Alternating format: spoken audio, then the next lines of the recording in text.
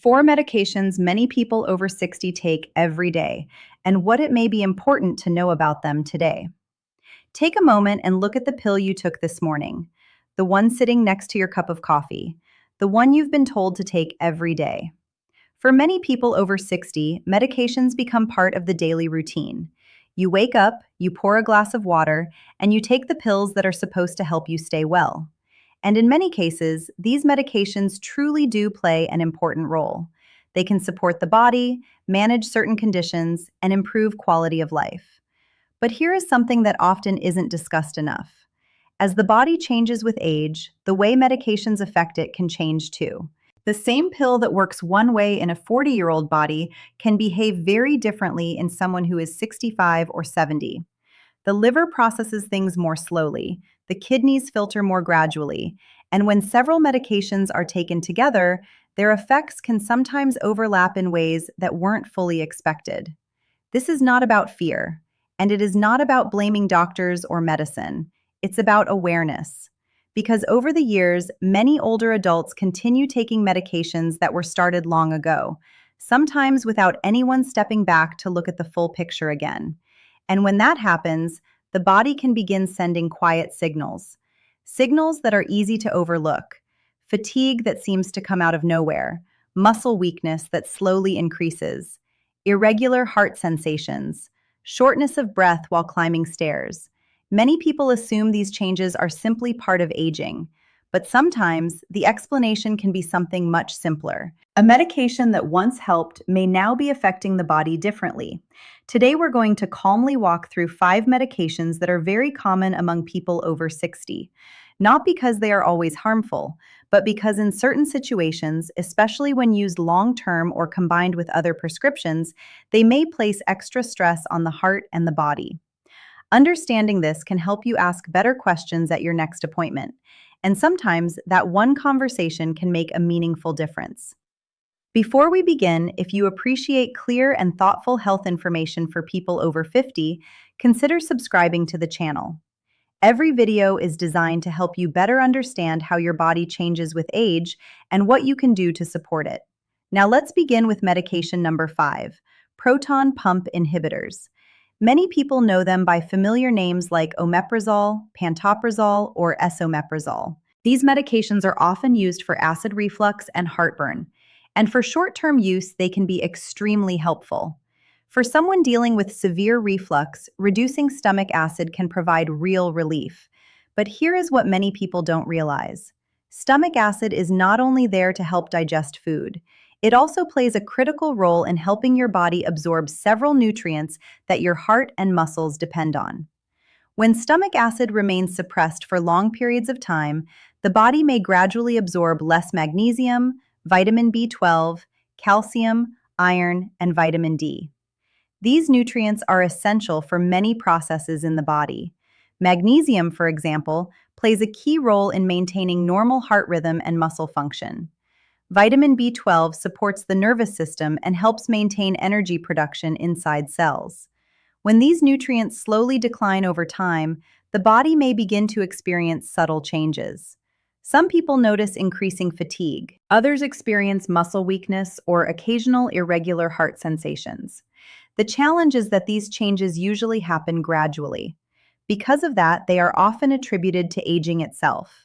For people who have been taking a proton pump inhibitor for many months or years, it can be helpful to have a simple conversation with a doctor about whether the medication is still necessary at the same dose. Sometimes lifestyle adjustments, dietary changes, or a different approach to managing reflux may be worth discussing. And in some cases, checking magnesium or vitamin B12 levels can provide useful information about how the body is responding. Again, the goal is not to stop medications suddenly. It is simply to stay informed about how long-term use may affect the body. Now let's move to medication number 4, benzodiazepines. These medications are commonly prescribed for sleep difficulties or anxiety. Names like Xanax, Valium, Ativan, and Klonopin are widely recognized. For short periods of time, they can provide quick relief when someone is experiencing severe stress or trouble sleeping. But in older adults, long-term use requires careful monitoring. These medications work by calming activity in the nervous system. That calming effect can help with relaxation and sleep. But over time, the body may begin to rely on the medication to maintain that balance. As this happens, the nervous system can become less responsive on its own. For some older adults, long-term use may also influence how the body regulates heart rate, breathing patterns during sleep, and balance. Another important consideration is that these medications can sometimes affect coordination and reaction time. For people over 70, even a small reduction in balance can increase the risk of nighttime falls. Sleep quality can also become more complicated. While benzodiazepines can help someone fall asleep initially, some research suggests they may change natural sleep patterns over time. Because of this, many physicians now recommend regularly reassessing whether these medications are still the best long-term option. In some situations, other strategies may be explored. Approaches such as cognitive behavioral therapy for sleep, relaxation techniques, magnesium support, or lifestyle adjustments can sometimes help improve sleep without placing additional strain on the nervous system. Of course, any changes should always be done gradually and under medical guidance. Stopping these medications suddenly is never recommended. The most important step is simply starting the conversation. Because when medications are reviewed regularly, it becomes much easier to ensure they are still supporting the body rather than quietly working against it. In the next part, we'll continue with medication number 3.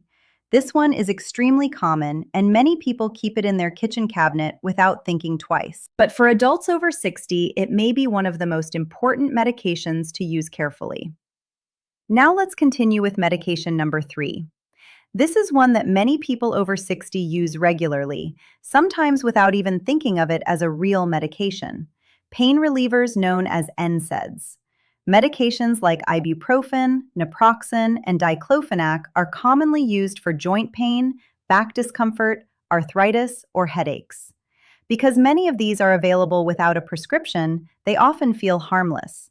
They sit in kitchen cabinets, bathroom drawers, or bedside tables, ready to be used whenever discomfort appears. And in occasional situations, they can certainly help reduce inflammation and relieve pain.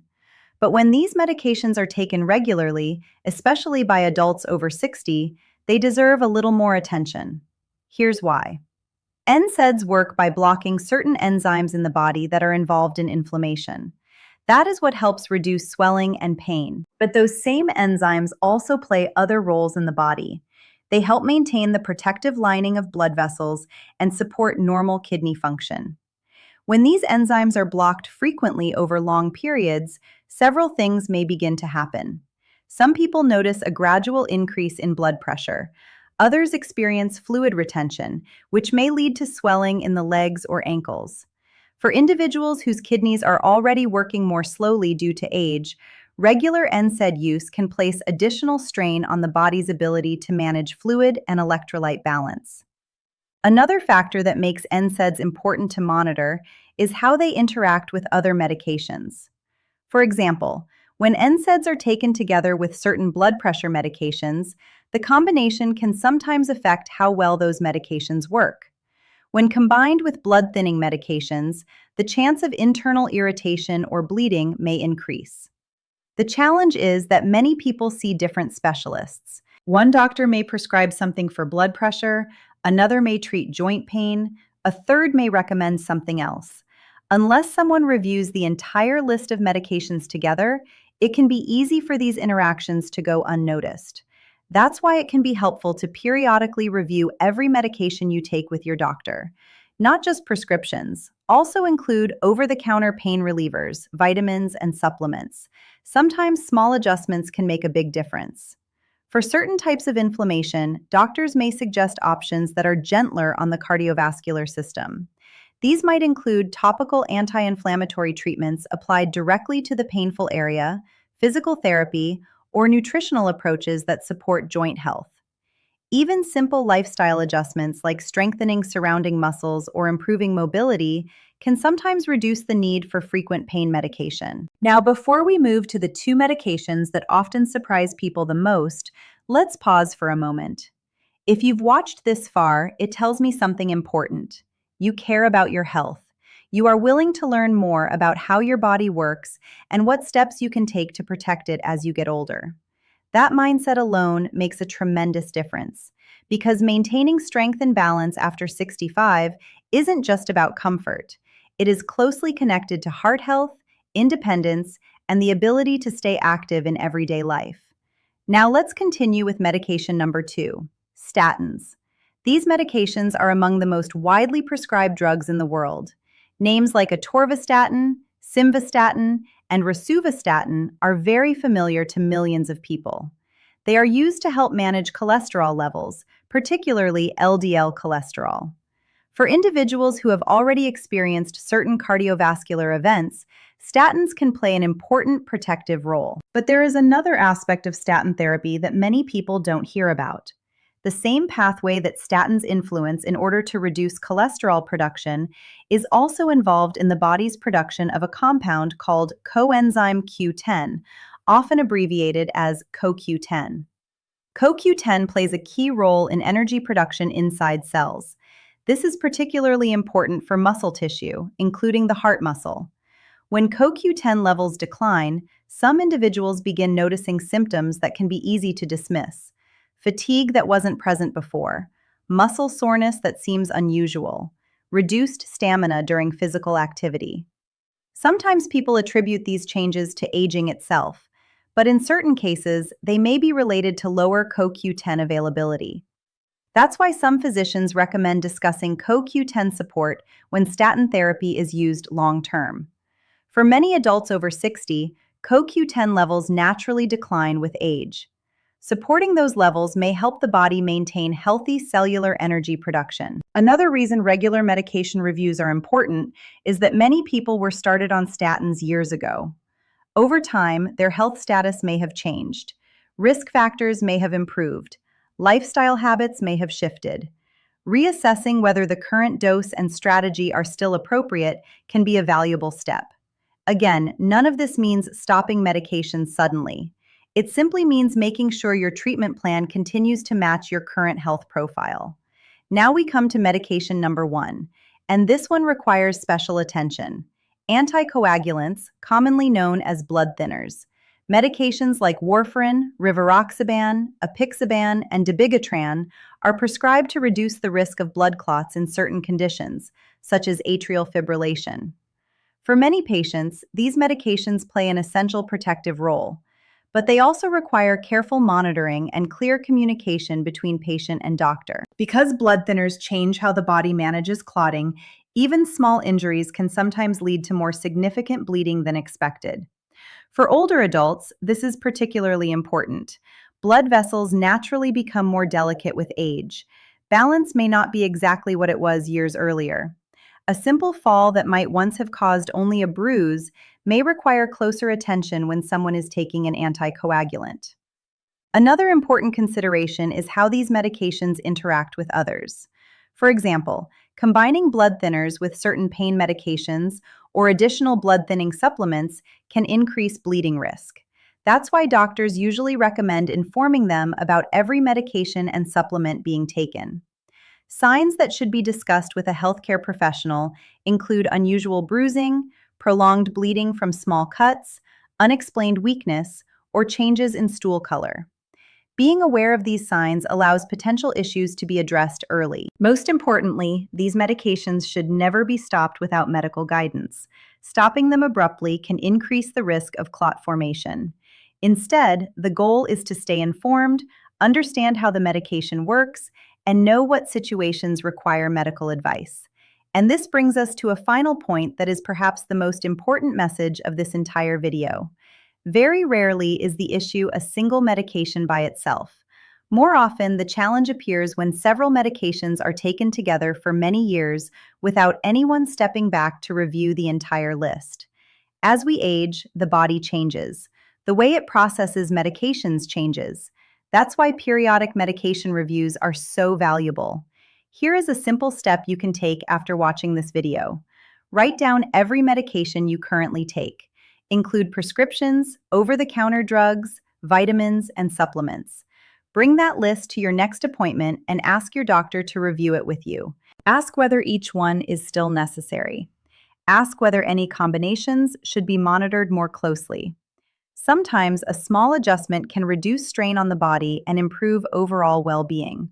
If you found this information helpful, consider subscribing to the channel and turning on notifications so you don't miss future videos designed specifically for adults over 50. And in the comments below, feel free to share which of these medications surprised you the most or what question you plan to ask your doctor next.